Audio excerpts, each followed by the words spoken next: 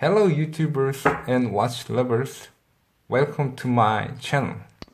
I am Too Much Talker. Well, today I want to talk about my first automatic watch, and this watch is Orient Mako USA first edition. I bought this watch about 2 years ago. Since then I heavily used it. I went to swim with it, I went to run with it, and even mountain biking. Well, at the time, I didn't have enough knowledge of automatic movement, so I guess I am quite lucky that I didn't banged up and didn't break it. And I think this watch proved its toughness and reliability. Well, I know that there's a lot of reviews for this watch, but since this is my first one, so I want to make my own review. So let's get started. Okay, first, let's do the spec. The case size is 41.5 millimeters, and lug to lug is between 47 and 48 millimeters, and lug width is 22 millimeters, and the height is 13 millimeters, and the material is 316L stainless steel, and the crystal is sapphire, and the movement is Orient in-house movement. Okay, the spec is done. So let's do the loom. I think good diver watch must have good loom. So let's do the loom shot. On the left side is Mako USA, and to compare, the right side is Seiko's baby tuna. Seiko divers are well known for the brightness of the loom. But as you can see, in my eyes, they look similar, or they look same to me. Okay, the loom is done. So let's talk about pros and cons and how I feel about this watch. So, pros.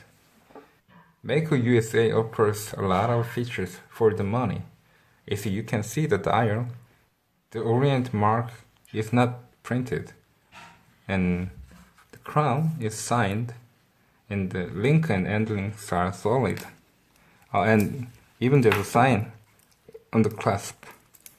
And if you look at the dial is really well finished, and the bracelet is really comfortable on my wrist.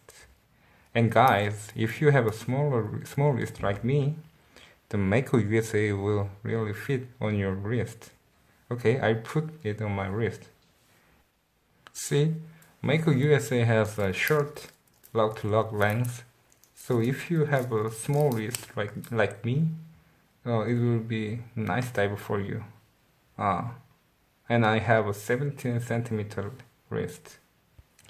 Okay, let's talk about cons.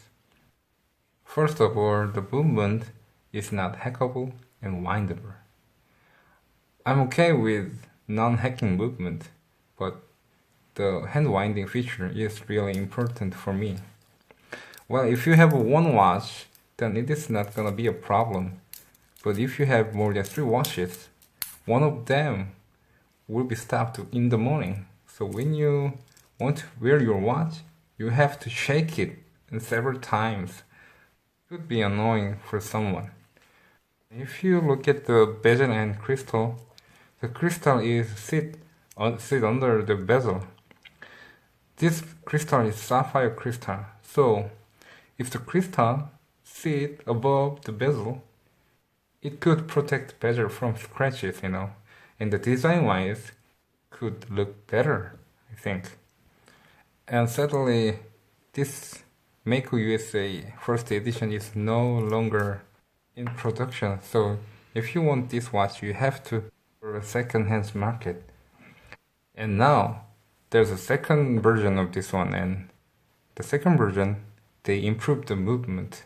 So now the Mako USA number 2 is hackable and windable. So if you really need hand winding and hacking movement, this old version is not for you. Well, I guess that is pros and cons. Well, this is my first automatic watch, so I love this watch, obviously.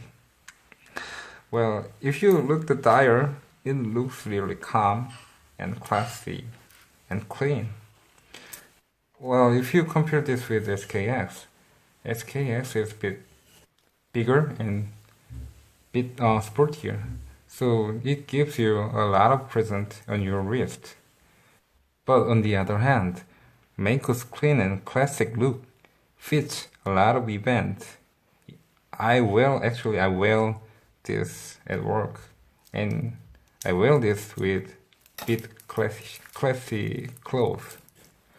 So if you need a watch that fits a lot of events so that you can wear a lot of times, then Mako will be nice for you.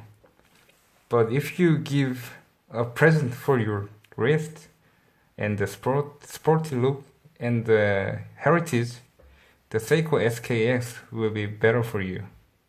And if you need a hacking and hand winding movement, then updated Mako or Ray or USA second edition will be fit for you. Well, about it. If you like this video, please thumbs up and subscribe. And have a nice day, because we are living today. Thank you for watching. Ciao.